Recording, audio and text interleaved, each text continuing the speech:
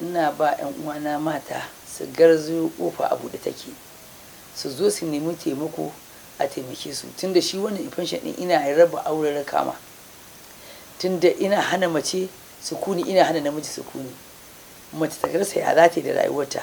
Saboda haka su garzo su to mu ba kuɗi muke ba, muna aiki ne domin samun lada, kuma bayan haka ba wadan kuɗi muke yin wannan aiki ba, tunda kono za ka ban ba biyan mu kai ba.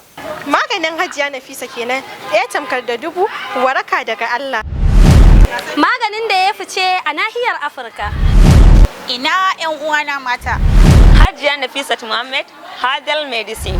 Hajiya Nafisa Muhammad ta tsaya tsayin daka domin kawo mana ingantattun magunguna. Ina mai fama da hawan jini ko sanyi. Ina masu fama da ciwon infection, musamman mu mata, ga dama domin. Ina mai fama da asma ko taɓin hankali. Duk mai neman Hajiya Nafisa sai tuntuɓe ta wannan lambar kamar haka. Alhamdulillahi al'ummar duniya, to mun gode Allah ya saka alkhairi. Kamar inda kuka ji mahaifiyata ta yi bayani akan wa'annan magunguna da kuke gani. Nan shine office ɗinmu, sannan muna da magunguna ga sunan kala-kala. Ga maganin sanyi, wannan kuma wa da ƙani ne, mace namiji. Dukkanin ya mace da take da infection wanda ya mata kakagira a jiki, in Allah da ta sha wannan za ta warke. Sannan ɗa namiji ya haƙuri, idan matarka ta nema dariya ka zo wajen mu za ka yi dariya insha Allah. Muna da wannan za mu baka da izinin Allah, za ka yi dariya kuma za ka ƙara neman mu, ni a matsayina na manajanta kuma ɗanta.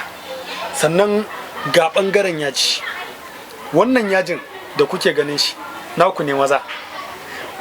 Sannan ɓangaren si'iri, akwai sabulu na si'iri wanda muke baiwa mutane su ji daɗi su yi mana godiya.